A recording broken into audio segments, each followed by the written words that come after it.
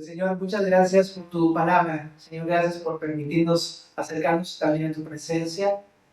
Tu palabra, Señor, dice de sí misma que es viva y eficaz, que es más cortante que toda espada de dos filos.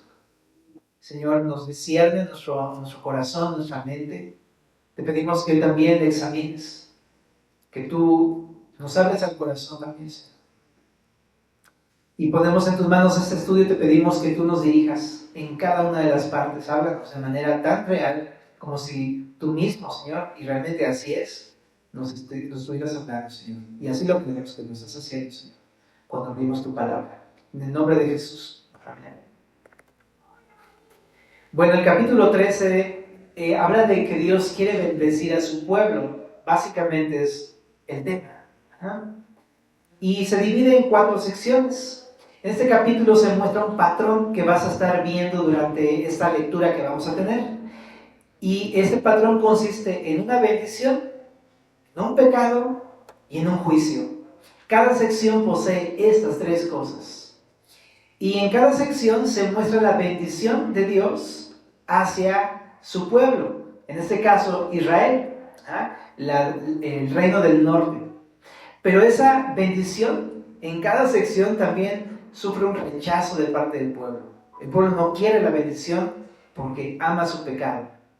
Y en cada una de las secciones se ve un juicio contra el pueblo por ese rechazo. Ese es el patrón que vemos en este capítulo. Entonces, vamos al primer pasaje, del verso 1 al 3. Dice así: Cuando Efraín hablaba, hubo temor, fue exaltado en Israel, mas pecó en Baal y murió. Y ahora añadieron a su pecado, y de su plata se han hecho, según entendimiento, imágenes de fundición, ídolos, toda obra de artífices, acerca de los cuales dicen a los hombres que sacrifican, que besen los becerros. Por tanto, serán como la niebla de la mañana, como el rocío de la madrugada que se pasa, como el tamo que la tempestad arroja de la era, y como el humo que sale de la chimenea. En esta primera sección vemos la exaltación y degradación de Israel. En primer lugar, te decía que viene una bendición, y aquí en el verso número 1 comienza con una bendición hacia el pueblo de Israel. Dios había bendecido a la tribu de Efraín. Efraín es una de las 12 tribus de Israel, y fue una tribu muy prominente dentro de las 12 tribus de los hijos de Jacob. Y Dios le dio a esta tribu en especial autoridad y dominio sobre las demás tribus. Dice aquí el texto que de modo que cuando hablaba Efraín, ¿qué dice ahí? O así que como Mufasa, todos temblaban, porque tenía esta autoridad de parte de Dios, porque respetaban a Efraín, ¿verdad? Y todo el mundo lo tomaba en cuenta, ¿no? Como cuando de repente estás, ya sabes, ¿no? Estás teniendo un buen caminar y un buen testimonio, te escuchan hablar y todo el mundo te respeta, ¿no? Una cosa así. Pero ¿qué pasó con el pueblo de Israel? Se degradó.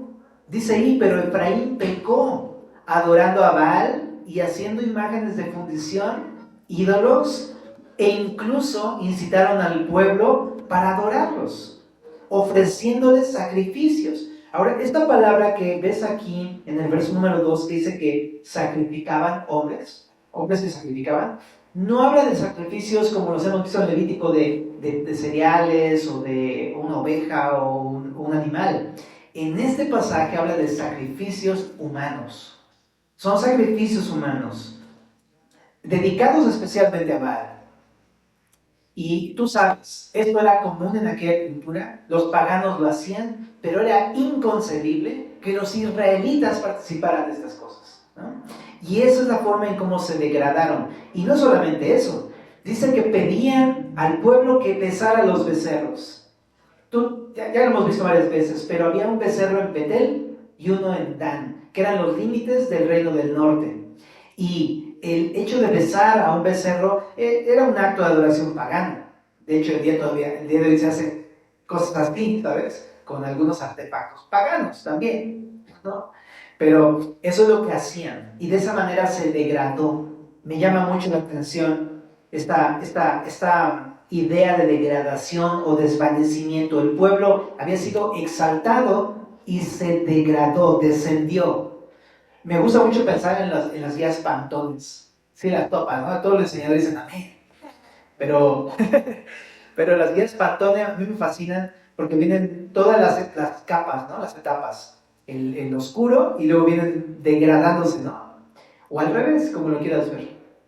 Pero me parece muy interesante y conserva en cada etapa de su degradación cierto carácter del color inicial, pero de repente ya no existe ese color, ¿no? Y eso es lo que pasó con el pueblo de Israel. Era exaltado, Dios lo había puesto en alto y todo empezó a degradarse a forma que quedó humillado por su pecado de idolatría.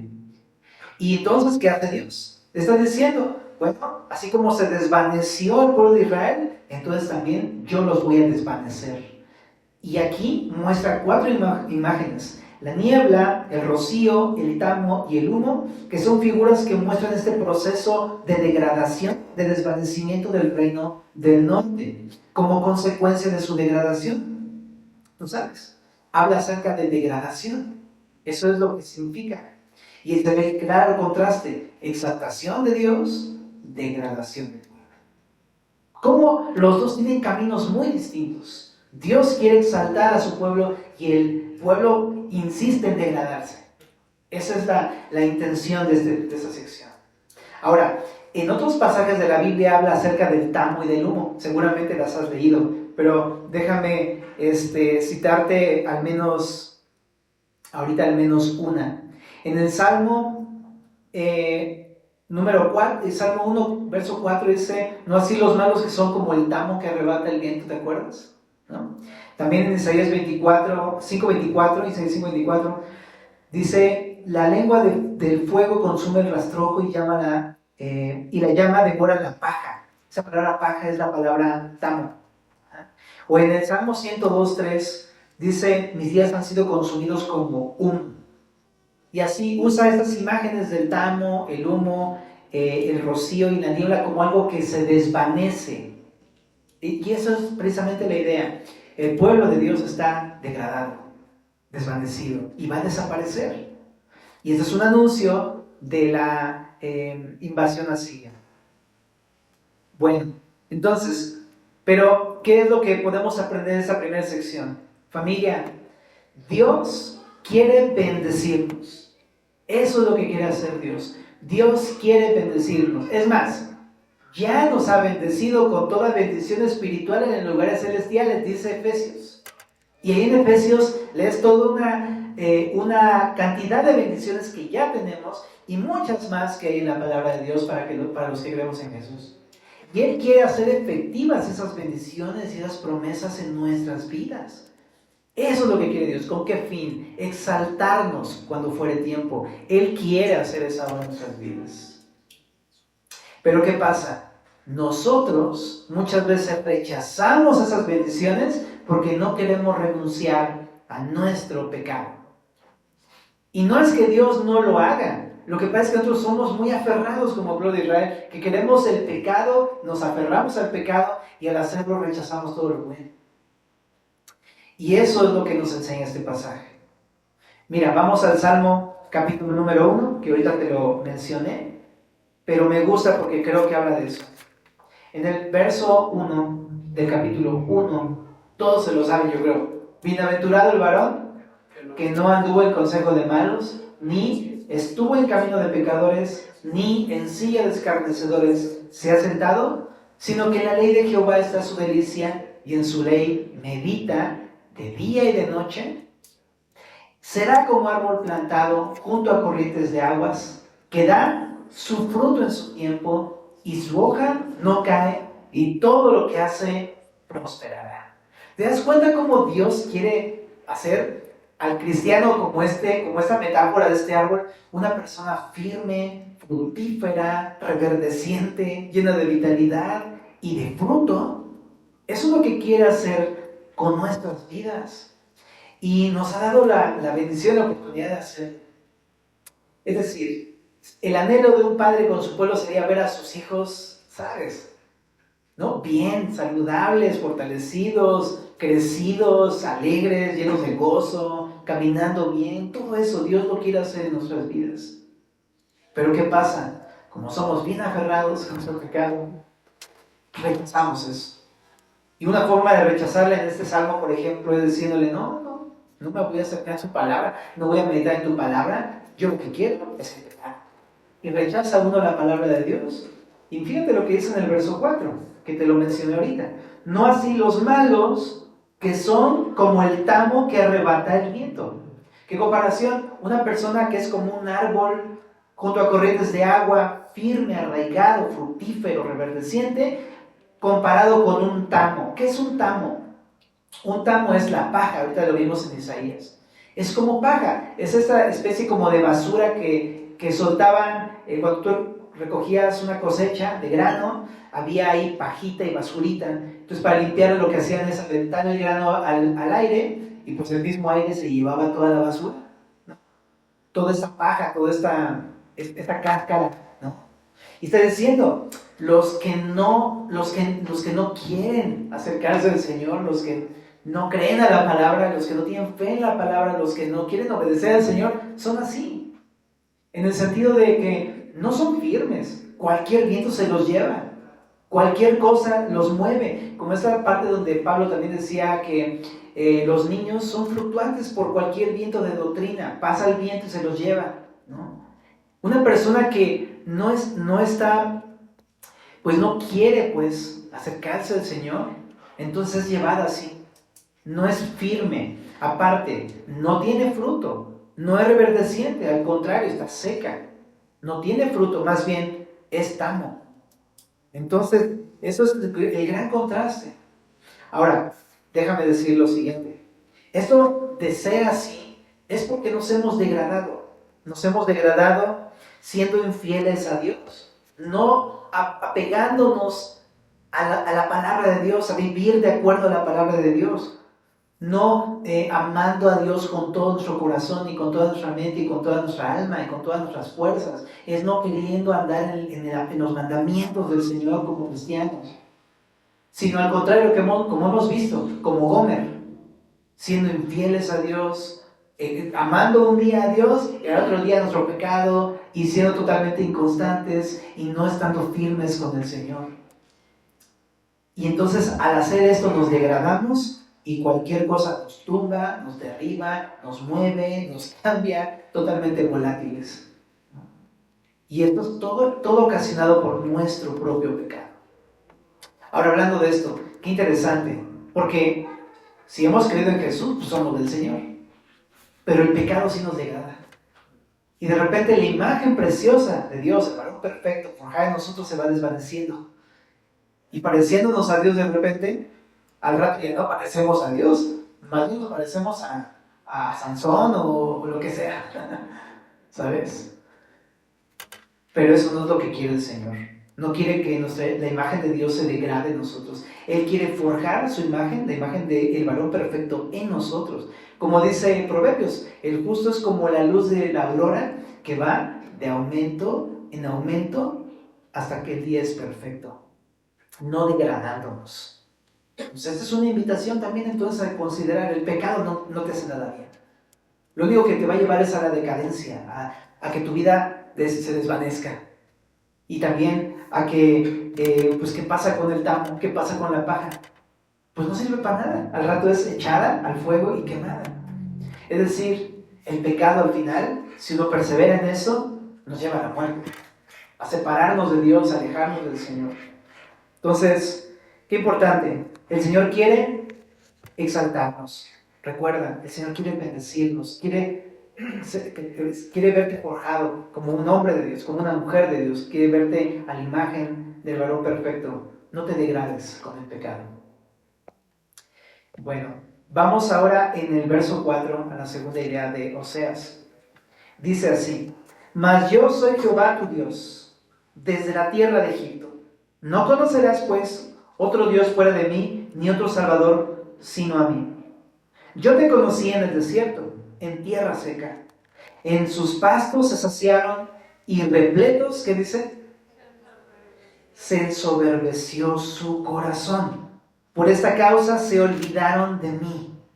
Por tanto, yo seré para ellos como león, como un leopardo en el camino los acecharé, como osa que ha perdido los hijos los encontraré y desgarraré las fibras de su corazón y allí los devoraré como león, fiera del campo lo despedazará. Esta segunda sección habla de otro contraste. Dios quiere conocer a su pueblo, pero el pueblo quiere olvidar a Dios. Ese es el contraste. Primeramente menciona de cómo Él es el Dios del pueblo de Israel. Les vuelve a recordar, por si acaso se les hubiera olvidado: yo soy Jehová, tu Dios. Y es importante eso que les dice en este momento, porque ellos estaban adorando a Baal, ¿no? Y ofreciendo sacrificios, y le dice: hey, yo soy tu Dios. Hablando solamente de una manera más directa, Él es tu Dios.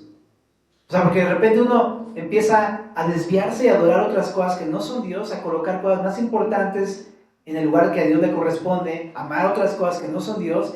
Y me encanta que Dios nos vuelve a hablar y nos vuelve a recordar: yo soy tu Dios, ¿te acuerdas? Entonces, escúchalo. Y le dice al pueblo: yo te conocí.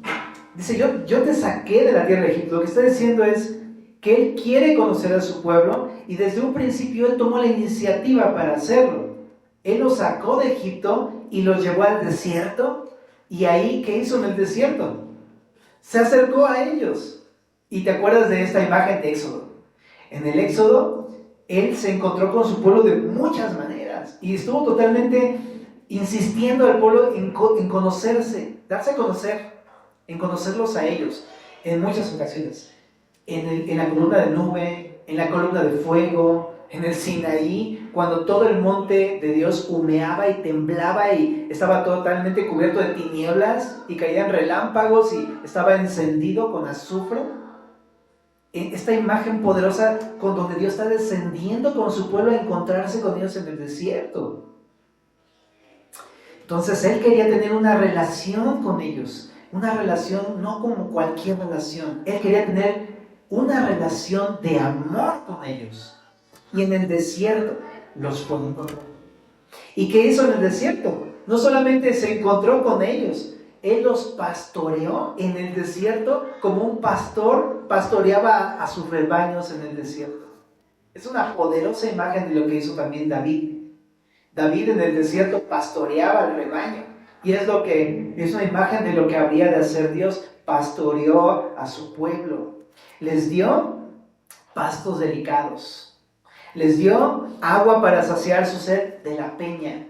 Les dio protección y cuidado en medio de todos los enemigos en el desierto. Pero ¿qué pasó con el pueblo?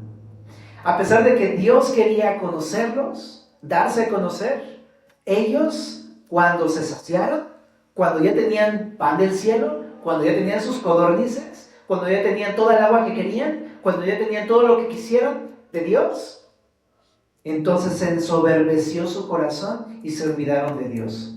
Y se volvieron autosuficientes y se olvidaron de su Dios. ¿Y cuál es el juicio de esta sección? Pues el tierno pastor ahora los acechará como acecha un animal salvaje a las ovejas. Ya no va a ser el tierno pastor, ahora va a ser un león, un leopardo, una osa que los va a devorar en el campo. Y ahora sí que ahí sí, ¿quién los va a cuidar? No tienen pastor que los cuide. Y esto habla de que así como ellos se olvidaron de Él, ahora Él también los desconocerá y los va a atacar. ¿No? ¿Qué puedo aprender de esta sección? Primeramente que creo que esto nos invita muchísimo, nos identificamos tanto con Israel, porque desde el principio fue Dios el que quiso conocerte a ti. No fuimos nosotros, dice Romanos 3, los que buscamos a Dios. Dice que no hay quien busque a Dios. Él fue el que nos fue a buscar a nosotros. Y si tú estás aquí es porque Él te fue a alcanzar y te trajo. Pero realmente fue Él el que lo quiso hacer. Y lo quiso hacer para que tú conocieras quién es Él. Para que tú conocieras quién es Jehová tu Dios. Y quería tener una relación de amor contigo. Es lo que quiere, de hecho, el día de hoy todavía permanece en ese mismo sentir. Él no es como tú y yo que nos olvidamos de él. Él insiste, incluso yo estoy seguro, esta noche, él insiste en darse a conocer, en que te conozcan y que tú lo conozcas. Quiere tener una relación preciosa de amor. Y él no se va a dar por vencido. Él es Dios. Entonces, primeramente, ¿no?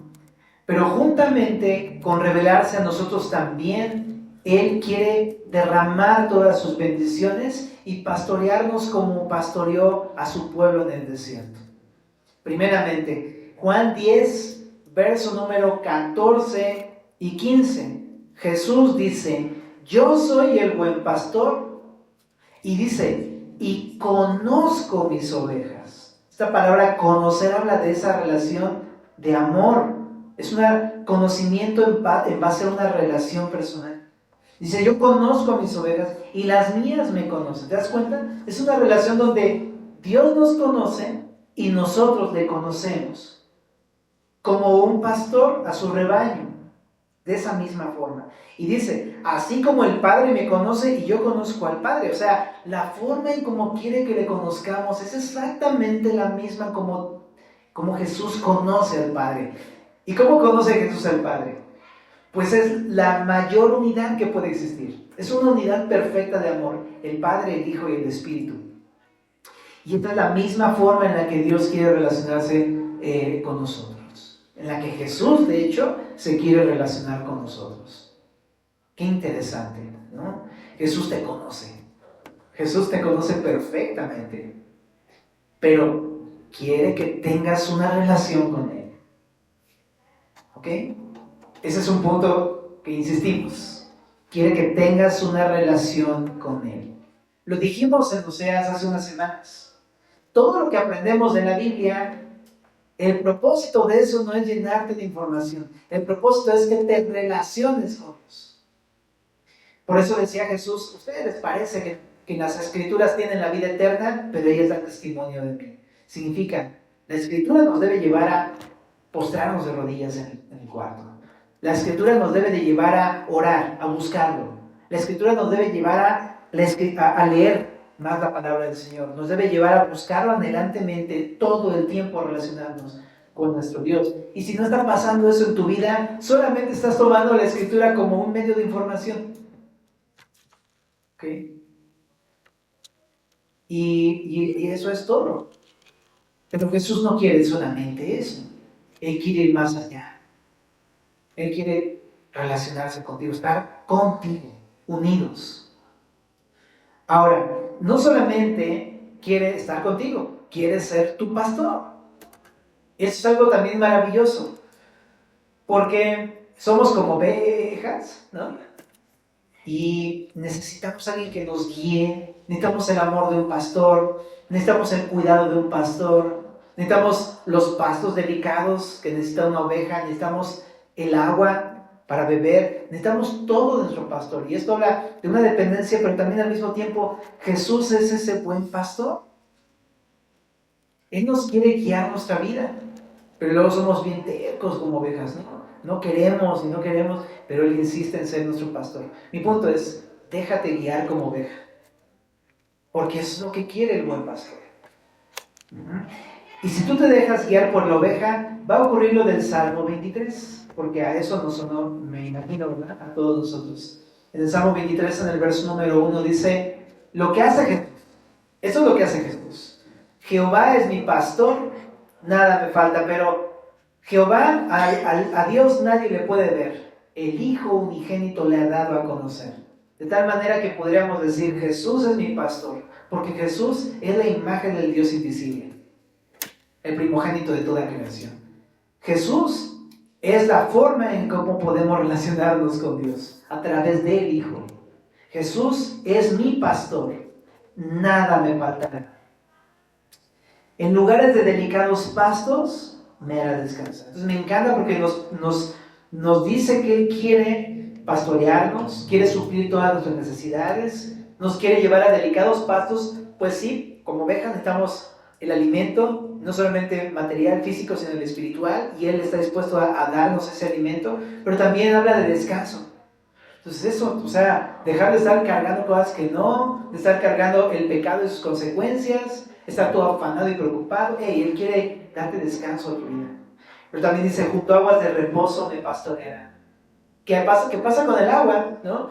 Pues tomas agua y te refresca, te quita la sed, te sacia, ¿no? Te da descanso, reposo. Eso es lo que quiere hacer Jesús. Dice, confortará mi alma. ¿Vienes desconsolado? ¿Vienes triste? ¿Vienes quebrantado? ¿Vienes roto? ¿Necesitas el consuelo de Dios? Bueno, pues Él confortará mi alma, dice David. Me guiará por sendas de justicia por amor de su nombre. ¿No sabes qué hacer en esta decisión que estás a punto de tomar? Él está dispuesto a darte dirección en todas las cosas que haces en el día a día. Si aunque ande en valle de sombra de muerte, no temeré mal alguno. ¿Por qué? Porque tú estarás conmigo. Si el buen pastor está con la oveja no tiene que temer. Se habla de protección. Tu vara y tu callado me infundirán aliento. Entonces, ¿estás desanimado? El Señor es un experto en darle vigor a nuestra alma. Aderezas mesa delante de mí en presencia de mis angustiadores. Unges mi cabeza con aceite, mi copa está rebosando. Qué increíble, porque hasta en los peores momentos vemos ahí en la mesa del Señor su amor. ¿Estás de acuerdo? O sea, a lo mejor estás pasando días difíciles, pero no puedes negar que Él te tiene en su casa, sentado a su mesa, comiendo de sus manjares. Es una delicia estar con el Señor. Y también dice, unges mi cabeza con aceite, habla de, pues, el favor de Dios. Él te ve con su favor, te tiene como su hijo, sentado en su casa, en su mesa, y lleno de favor hacia ti. Te ve como un hijo pequeño, deleitándose y amándote. Ese es Dios. Y dice, ciertamente el bien y la misericordia me seguirán todos los días de mi vida, y en la casa de Jehová moraré por largos días. Lo dijimos el domingo, lo hemos estado diciendo, yo no persigo ni la chuleta ni el hueso, esto me persigue a mí mientras yo sigo a Jesús. Dice, en la casa de Jehová moraré por largos días. Habla de vida eterna, o sea, tenemos vida eterna. Y no es cuando mueras que tienes vida eterna, sino dice la palabra, es el testimonio, ¿no? En 1 de Juan, capítulo número 5, en el verso número 11,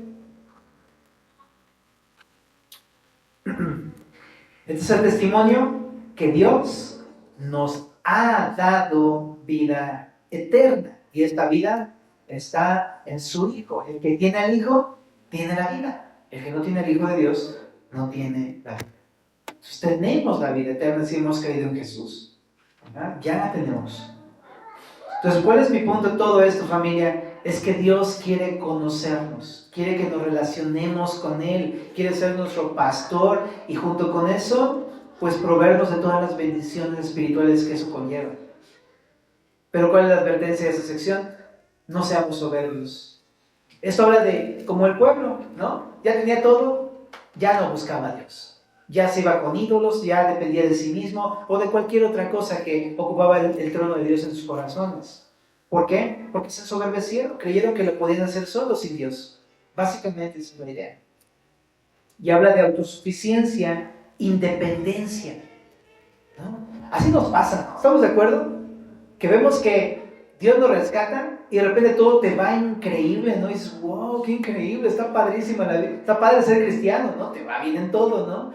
Y te prospera en tu chamba, te prospera en tu vida personal, te consuela, te llena de gozo, de la palabra, te da una familia. Bueno, o sea, yo mis primeros meses, y creo que a lo mejor los primeros 3 años así, era como, wow. Y llegábamos a la iglesia, wow, ¿no? Ya sabes, ¿no? Y se rompió la silla, wow, o sea, todo era así. Todo era así increíble, ¿no? Pero pasa que de repente uno se empieza a llenar. Es como, ya estoy bien, ¿no? Ya no necesito a Dios.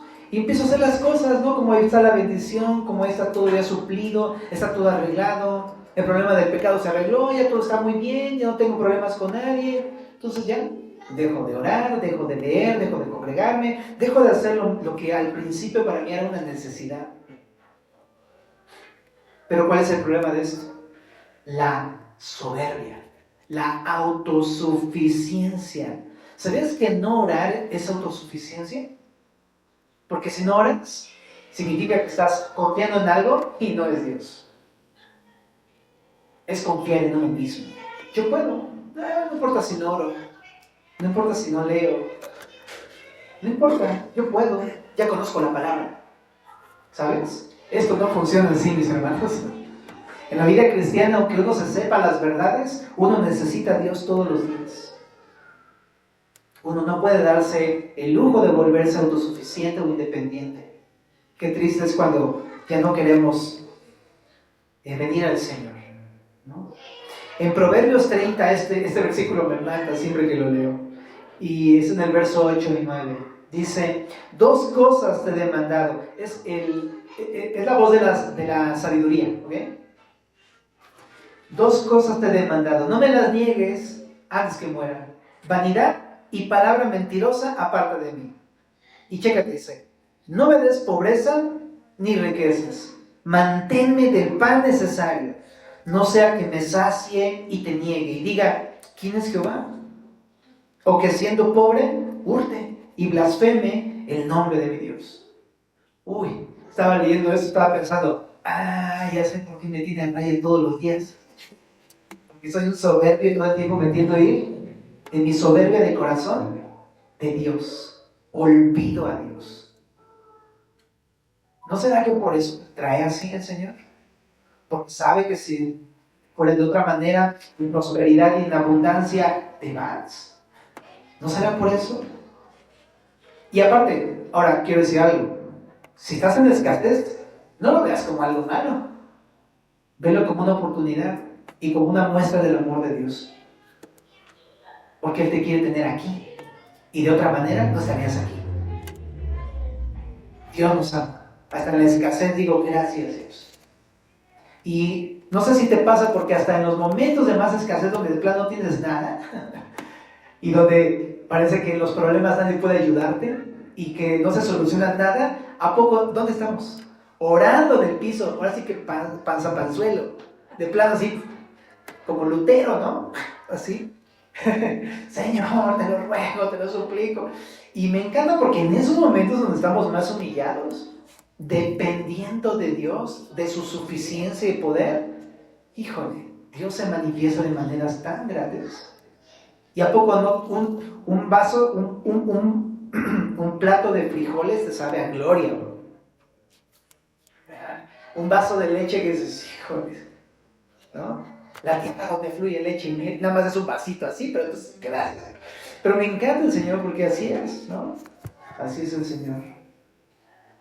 El arroz es maná del cielo. La neta. Ahora, entonces, aquí la situación es advertirnos, no seamos soberbios, nos alejemos de Dios, dependamos del Señor. En Juan 15:5, Jesús también dice, yo soy la vid, vosotros los pámpanos, el que permanece en mí, chécate, en una relación conmigo, o sea, en mí, está hablando de eso, y yo en él, este lleva mucho fruto, porque separados de mí, nada podéis hacer. Creo que se entiende, ¿verdad? Él quiere una relación con nosotros. No nos apartemos del Señor. Vamos a la tercera sección de Oseas en el verso 9. Te perdiste, oh Israel, mas en mí está tu ayuda. ¿Dónde está tu rey para que te guarde con todas tus ciudades? Y tus jueces de los cuales dijiste, dame rey y príncipes. Te di mi rey en mi furor y te lo quité en mi ira. ¿De qué está hablando Oseas? Bueno, primeramente comienza diciendo la palabra perdiste. Te perdiste Israel. En hebreo esta palabra me gusta más cómo se traduce en otras versiones. La palabra perderse es la palabra decaer, ¿no? Lo que estamos viendo se degradó, decayó, se desvaneció. Es la misma idea que continúa. Le está diciendo a su pueblo, decaíste espiritualmente. Pero le dice una bendición. Pero en mí está tu ayuda.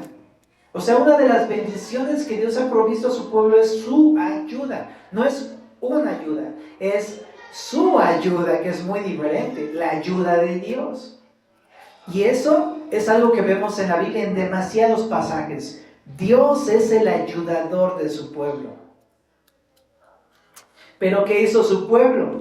El pueblo, a pesar de que Dios le está ofreciendo su ayuda, mira, aquí está mi ayuda, aquí están mis recursos, aquí está mi forma, mis medios, aquí están. El pueblo rechaza su ayuda. Definitivamente, es como, no quiero eso, no quiero de esa manera, no te quiero a ti, y quiero hacer esto, quiero la ayuda de mi ídolo, quiero la ayuda de esto en lo que yo confío. Es un hostil rechazo a sus ayudas, al ayudador, para poder aferrarnos a nuestro pecado, que a fin de cuentas ni nos va a ayudar.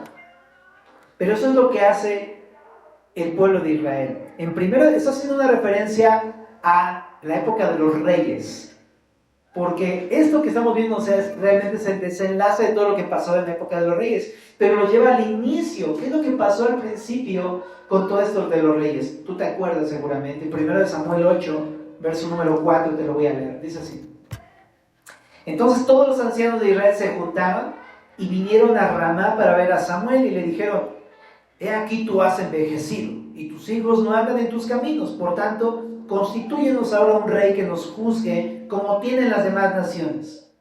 Pero no agradó a Samuel esta palabra que dijeron: danos un rey que nos juzgue. Y Samuel oró a Jehová. ¿Te das cuenta cómo en este pasaje había una teocracia? Dios estaba reinando sobre su pueblo, pero ellos no quisieron la ayuda de Dios, no quisieron la dirección de Dios, no quisieron al buen pastor, no quisieron al ayudador, sino que rechazaron a Dios y le dijeron: queremos un rey como las demás naciones. Rechazo. ¿Y qué hizo Dios? Bueno, pues derramó su furor. Es decir, la ayuda de Dios se volvió en furor, en enojo, en ira, y les dio a su rey como un castigo por lo que hicieron. Esto no fue una bendición de Dios. Se los dio como un castigo. ¿Quieren depender de un rey? ¿Quieren que un rey los ayude? Pues tengan eso. Básicamente es eso. En 1 Samuel 8, versos 7 al 9, lo que continúa de Samuel que estamos leyendo, dice: y dijo Jehová a Samuel: oye la voz del pueblo en todo lo que te digan, porque no te han desechado a ti, sino a mí me han desechado, para que no reines sobre ellos, conforme a todas las obras que han hecho desde el día que los saqué de Egipto hasta hoy, dejándome a mí sirviendo a dioses ajenos, así hacen también contigo. Ahora pues, oye su voz, mas protesta solemnemente contra ellos y muéstrales cómo les tratará el rey que reinará sobre ellos. Digo que no fue buena idea pedir un rey, y Dios se los dio, y no fue como un rey: ay, Dios escucha mis oraciones. No, hombre, les dio lo que nunca hubieran querido tener, ¿no? Tiempo después, ¿qué pasó con este rey? Pues salió un mal rey, ¿no? Saúl. Pero después de él vinieron toda la época de los reyes, y hasta el final todos se corrompieron en el reino del norte, y fue por eso, por la corrupción de los líderes, y también que incitaron al pueblo al pecado, que fueron llevados cautivos por los de Asiria. Todo terminó mal, y quedó el reino de Israel sin rey. Dios se los quitó al final. ¿Qué aprendemos de esta sección? Dios quiere ayudarte, es más, Dios quiere ser tu ayudador. Él tu ayuda, no algo más en lo que te apoyes o te ayudes a ti mismo, ¿no? Digo que no es como que en la Biblia diga: ayúdate que yo te ayudaré. Eso no existe en la Biblia, no hay un versículo así. Él quiere ser tu ayuda. A lo mejor lo que sí podría ser algo bíblico sería: ayúdate que yo te ayudaré. No, manches. Pero eso es... Pero mi punto es: quiere Dios ayudarnos, no que confiemos en otra cosa para nuestra ayuda. En Isaías 41:10, recuerda lo que dice Isaías. Dice: no temas, porque yo estoy contigo. No desmayes, porque yo soy tu Dios que te esfuerzo. Siempre te ayudaré, siempre te sustentaré con la diestra de mi justicia. Eso se lo dice Dios a su pueblo. También en Salmo 46, verso 1, que es muy conocido: Dios es nuestro amparo y fortaleza, nuestro pronto auxilio en las tribulaciones. Juan 14:16. Ahí voy a ir rapidísimo. Juan 14, 16. Dice, si me amáis, guardad mis mandamientos, y yo rogaré al Padre y os dará otro consolador para que esté con vosotros para siempre, el Espíritu de verdad, al cual el mundo no puede recibir porque no le ve ni le conoce, pero vosotros le conocéis porque mora con vosotros y estará en vosotros. Esta frase, otro consolador, lo hemos mencionado, pero esa frase significa un ayudador. Pero no habla de un ayudador aparte de Dios, sino es Jesús enviando a su Espíritu Santo, que es Dios Espíritu Santo. Es decir, lo que está mostrando es que el Espíritu Santo es para el creyente ese ayudador, Dios su ayudador a través del Espíritu Santo. Él nos ha dado su Espíritu Santo para ayudarnos en todo lo que necesitemos. Esta palabra ayudador, esta palabra consolador es paracletos, uno puesto a tu lado para ayudar. Y a veces dependemos de tantas cosas que no son el Espíritu, dependemos de tantas instituciones, es más, ni siquiera sabemos qué onda con el Espíritu, ¿verdad? El Espíritu Santo me refiero. Estamos tan ajenos a Él y no nos damos cuenta que esa es la provisión de Dios para ayudarnos a nosotros. Y me encanta porque otras formas en cómo se traduce es consolándote. Él te quiere ayudar consolándote, por eso dice que es otro consolador, ¿verdad?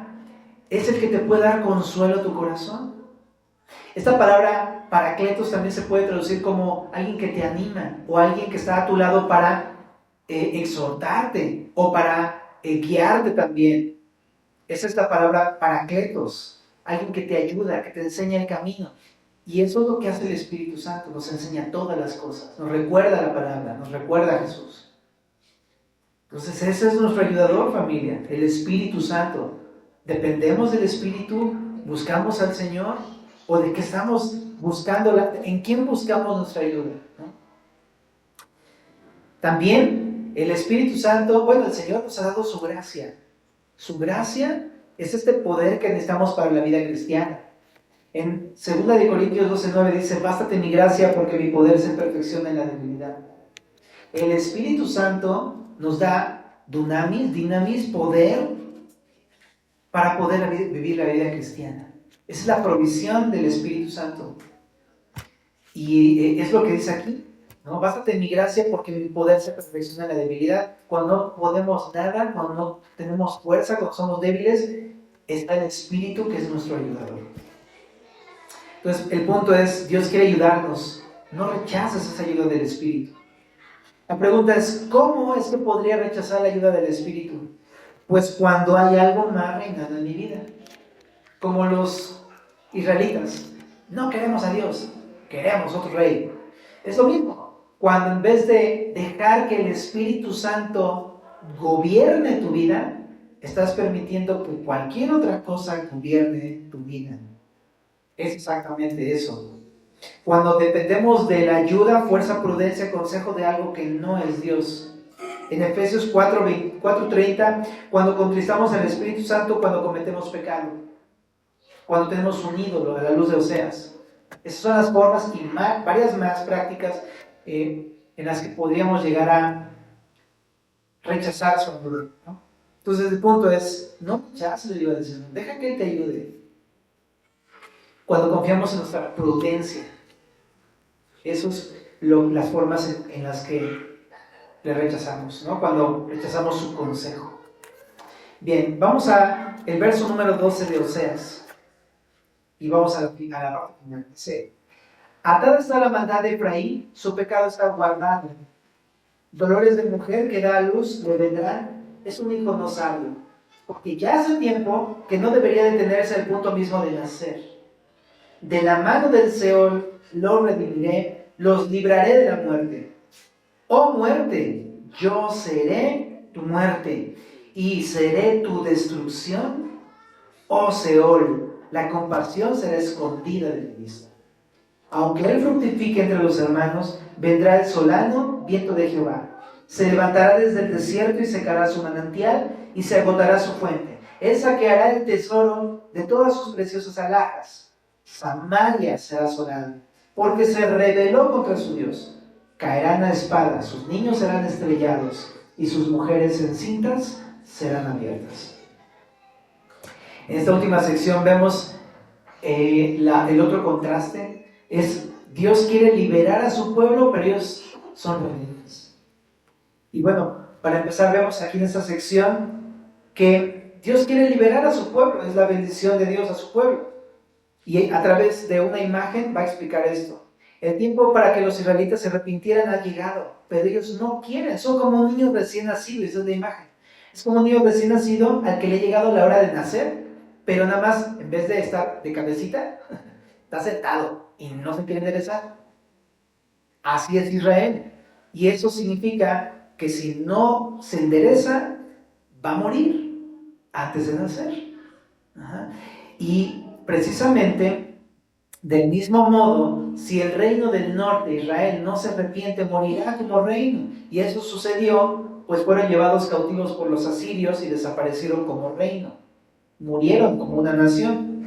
Con todo, Dios les bendice diciendo, aquí está la bendición: de la mano del Seol los redimiré, los libraré de la muerte. Oh muerte, yo seré tu muerte y seré tu destrucción, oh Seol. ¿Qué está diciendo? Que aunque sean llevados en cautiverio, Dios los liberará de esa esclavitud en algún momento.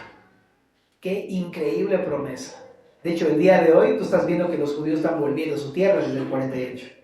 O sea, hasta eso el Señor ha sido fiel con todas sus promesas, ¿no? Pero en aquel tiempo también, Dios los habría de librar, ¿no? Dice, y aunque sean muertos, porque en el cautiverio no nada más como que se los llevaran, sino iban a matar a muchas personas en el cautiverio asirio, aunque fueran muertos por sus consecuencias, al final Dios los resucitará como nación.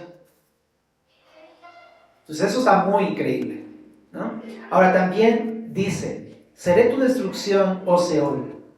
Culturalmente, ¿qué es el Seol, no? Porque a lo mejor ya lo has escuchado y dices, sí, cierto, ¿no? ¿Cuántas veces he pensado qué es eso, no?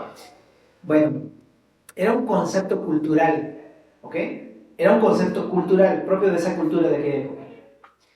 Y culturalmente creían, después de la muerte, en que los espíritus vivos iban a un lugar, a un mundo inferior, distinto del infierno, en espera de la intervención divina. Este era el Seol, o también llamado el sepulcro. Ojo, no significa que el Seol sea una realidad, ¿ok? Esa era una creencia, ¿ok? Pero qué interesante, porque Dios va a usar esta creencia para poder decirle algo a su pueblo, ¿ok? Y lo que está diciendo es que aunque ellos mueran, Él los va a liberar y no va a permitir que vuelvan al sepulcro. Eso es lo que va a hacer Dios. Es que increíble, porque sí, muchos murieron en el cautiverio asirio, pero aún así Dios los había de traer a la vida. Incluso dice, la compasión será escondida de mí. La compasión será escondida de mí. ¿Qué significa esto? Pues que no va a perdonar a la muerte, va a acabar con la muerte, va a vencer a la muerte. ¿Ok? Entonces, ¿cuál es la bendición de toda esa primera sección? Dios les está diciendo, voy a vencer la muerte con tal de salvarlos a ustedes. Esa es la bendición hacia su pueblo Israel. Pero ¿qué pasa con el pueblo de Israel? Mientras tanto, debido a su pecado de rebelión, porque han resistido a Dios yendo contra sus mandamientos, y aunque gocen de cierto tiempo fructífero, van a sufrir las consecuencias inmediatas de su pecado, así como los golpes de calor provenientes del desierto que secaban todo, incluso las fuentes de aguas. Del mismo modo vendrá la nación asiria a desolar la tierra del norte por completo. Los saquearán y cometerán atrocidades de guerra terribles contra los niños y las mamás. Bueno, entonces eso es lo que está diciendo el Señor. ¿Qué aprendemos de esta última sección? Primeramente, ¿sabes? A pesar de nuestra rebelión y de nuestra falta de obediencia y de amor por el Señor, y que muchas veces no procuramos tener una relación, Dios nos ha prometido cosas que Él ya no va a renunciar. Y si eres creyente, eso es algo que debes de abrazar, pero que te debe hacer volver al Señor. Primera de Corintios 15:55, Pablo dice acerca de este pasaje, ¿dónde está, oh muerte, tu aguijón? ¿Dónde, oh sepulcro, tu victoria? Ya que el aguijón de la muerte es el pecado, y el poder del pecado la ley. Mas gracias sean dadas a Dios, que nos da la victoria por medio de nuestro Señor Jesucristo. En este contexto, la victoria habla de la victoria sobre la muerte. ¿Sabes que si hemos creído en Cristo tenemos vida eterna? Y esta vida está en su Hijo. El que tiene al Hijo tiene la vida. ¿Sí sabes eso? Primero de Juan 5, 11 y 12. Si eres creyente, la muerte fue vencida. Ya no va a causar un efecto en tu vida. Porque si has creído en Cristo, tienes vida eterna, porque Jesús pagó tu muerte y ha prometido la resurrección. Ha vencido la muerte. Hace unos días estábamos hablando de este pasaje. Y lo que estábamos recordando es, ¿cómo sé que Jesús venció realmente la muerte? Y que esto que me está diciendo Jesús a mí acerca de la resurrección es real. Pues primeramente, ¿no? Jesús, una de las frases que dijo en su ministerio fue cuando Lázaro murió. Y cuando Lázaro murió le decía a Marta, yo soy la resurrección y la vida. El que cree en mí, aunque esté muerto, vivirá. ¿Y cómo sé que esto es real? Te decía, resucitó a Lázaro. ¿Quién puede decirle a Lázaro, sal fuera, y que salga Lázaro?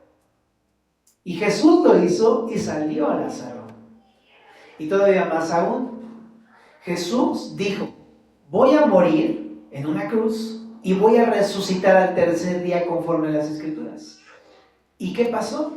Jesús resucitó al tercer día y no selló su cuerpo porque Jesús estaba vivo y se apareció en repetidas ocasiones a sus discípulos y a 500 personas de Jerusalén y demás testigos. ¿Quién puede decir, voy a resucitar para vida eterna y resucitar efectivamente como Jesús lo hizo? Por eso sabemos, familia, que esto de la resurrección es una realidad porque Jesús venció la muerte.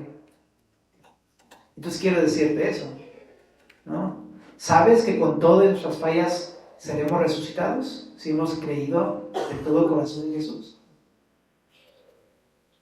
Es una realidad en nuestras vidas. ¿Por qué? ¿Porque somos buenos? No, sino por medio de Jesucristo. Porque fue Él el que pagó nuestra culpa, Él fue el que pagó nuestro pecado y por eso nos va a resucitar, por el simple hecho de haber depositado nuestra confianza en Él. Ahora entonces, el problema de la muerte ha sido solucionado, pero no seamos rebeldes, ¿ok? No seamos rebeldes como el pueblo de Israel, ¿no? Resistiendo a Dios, yendo en contra de sus mandamientos, sino como dice Romanos 6:12, no reine pues el pecado en vuestro cuerpo mortal, de modo que lo obedezcáis en sus concupiscencias, ni presentéis vuestros miembros al pecado como instrumentos de iniquidad, sino presentaos vosotros mismos, habla de una voluntad personal, vosotros mismos a Dios como vivos de entre los muertos. ¿Te das cuenta? Ya no como un muerto viviendo, sino como vivos entre los muertos. Y vuestros miembros a Dios como instrumentos de justicia, porque el pecado, me encanta, no se enseñoreará de vosotros, pues no estáis bajo la ley, sino bajo la gracia que te traduce en el poder del Señor. La gracia del Señor. Qué increíble. Familia, terminamos, pero vamos simplemente a concluir. El Señor nos quiere bendecir. Eso es lo que quiere hacer el Señor. Lo único que nos pide es buscarlo de todo el corazón. ¿Oramos? Señor, gracias por tu palabra. Una vez más, Señor, que ha sido una vez tan necesaria, una vez más tan necesaria en nuestras vidas. Ayúdanos a ser sensibles a lo que nos habla esta noche, Señor. Meditar en casa, Señor. Y muévenos a buscarte. Te lo pedimos en nombre de Jesús.